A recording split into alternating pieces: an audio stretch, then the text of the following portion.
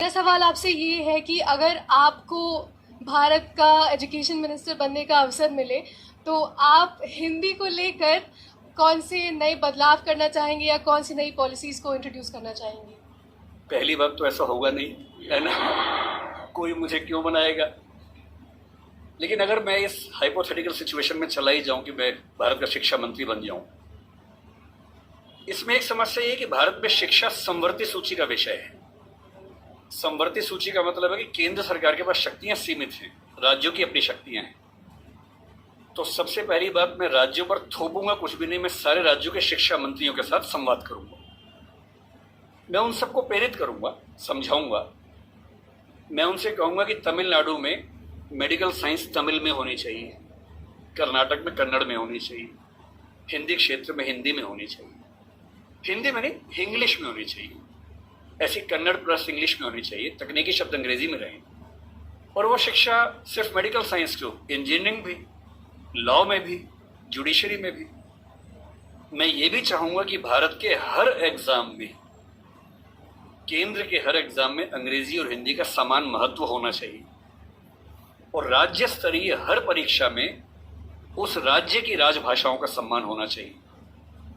Maharashtra PCS में मराठी की भूमिका अंग्रेजी से कई गुना ज्यादा होनी ही चाहिए, क्योंकि वहां के एसडीएम को, डीएसपी को मराठी लोगों से बातचीत करनी है।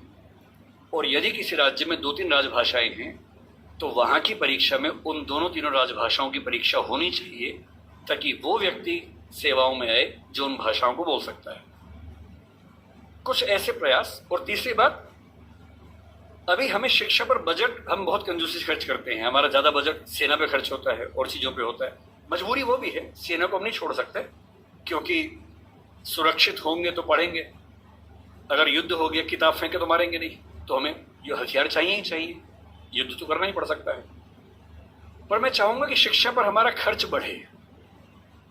एक ऐसी हिंदी में समस्या क्या होती है, और ये हिंदी के साथ बाकी भारतीय भाषाओं में, आपको हर विषय में अच्छे अध्यापक ही नहीं मिलते हैं। अच्छे अध्यापक क्यों नहीं मिलते हैं? क्योंकि अच्छे कॉलेज ही नहीं है। अच्छे कॉलेज क्यों नहीं है? क्योंकि अच्छे शिक्षक पहले बने ही नहीं थे। अच्छे शिक्षक क्यों नहीं बने थे? क्योंकि उनको पता था कि नौकरी मिलेगी नहीं। अगर नौकरी इंग्लिश में ही मिलेगी तो लोग इंग्लिश मीडियम में ही पढ़ेंगे। इस बच्चे ने अभी भी कहा कि मैं अंग्रेजी माध्यम में, मुझे हिंदी ज्यादा समझ में आती है। पर ये अंग्रेजी माध्यम में क्यों है? क्योंकि नौकरी का संकट है, एक मजबूरी है कि नौकरी इंग्लिश में मिलेगी। अगर भारत सरकार ठान ले और राज्यों की सरकारें ठान लें, अपनी अपनी भाषाओं में पढ़ाई लिखाई की संस्कृति को ठीक से विकसित करें। रामविलास शर्मा जी ने कहा था कि हर जिले में एक विश्वविद्यालय होना चाहिए अपनी भाषा में। आंध्र प्रदेश के हर जिले में एक तेलुगु विश्वविद्यालय हो, जो उस जिले की विशेषताओं को केंद्र में रखकर ज्ञान, विज्ञान, कौशल का विकास करता हो। ये हिंदी पट्टी में होना चाहिए। हर जिले में विश्वविद्यालय हो, छोटा ही हो, एक विश्वविद्यालय हो।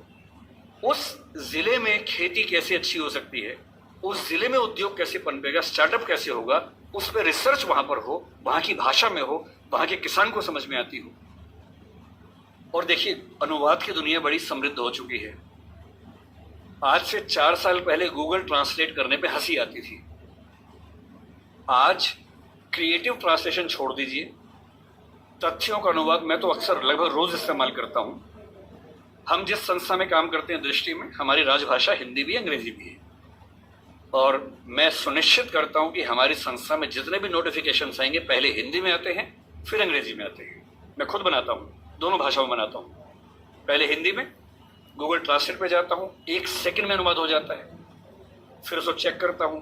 आश्चर्य आपको होगा कि पहले 40-50% सही होता था, आजकल 95-97% सही होता है। मुश्किल से 2 साल रुक जाइए, ये मामला 100% का होने वाला है। जिस दिन 100% का हो गया, उस दिन हिंदी वालों का ये बहाना खत्म हो जाएगा कि हिंदी में कंटेंट नहीं है। आपको अंग्रेजी का जो अखबार पढ़ना है, आज से 2 साल बाद पता क्या होगा? आप नेट पे जाएंगे, द हिंदू मान लीजिए पढ़ना है आपको, आप द हिंदू पे जाएंगे, नीचे क्या लिखा होगा, कौन सी भाषा में पढ़ेंगे, सारी भाषाओं के नाम होंगे, यहां तक कि स्पेनिश और फ्रेंच भी लिखा होगा। आप हिंदी क्लिक करेंगे, पूरा अखबार हिंदी में आएगा आपके सामने। फिर क्या बहाना बचता है? दुनिया की जो भी किताब पढ़नी है, एक टैबलेट आपके पास होगा या बुक रीडर होगा, दुनिया की जो किताब पढ़नी हो अपनी भाषा में आप पढ़ेंगे और अनुवाद की समस्या रत्ती भर नहीं होगी। मुश्किल से 5 से 10 साल के बाद ऐसी डिवाइसेस आ जाएंगी, ईयरफोन लगा होगा आपके कान में। आप जैसे मैं अभी जब विदेश में जाता हूँ, जहां अंग्रेजी चलती है वहां दिक्कत नहीं आती। अब जैसे मान लीजिए मैं ऑशविट्स, एक आपने सुना होगा जहां नाजी अत्याचार हुए थे, मैं 2 दिन पहले पोलैंड में वहीं गया हुआ था। वहां हर चीज पोलिश भाषा में लिखी हुई थी, कहीं कहीं अंग्रेजी थी। अब समझ में नहीं आ रहा कैसे पढ़ूं। गूगल ट्रांसलेट पे जाके कैमरा ऑन करना है, लैंग्वेज में आपने कर दिया पॉलिश टू इंग्लिश।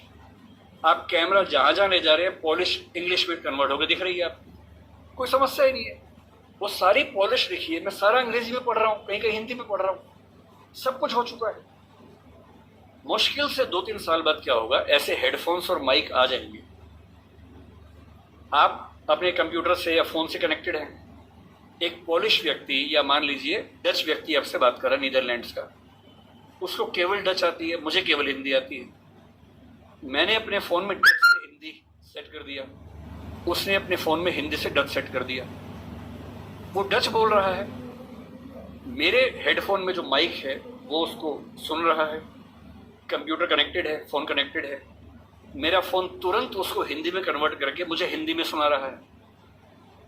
मैं हिंदी बोल रहा हूं, उसे डच में सुन रहा है। और ये मैक्सिमम अगले 5 साल का मामला है। 5 साल बाद बेबीलोन की मीनार बन जाए।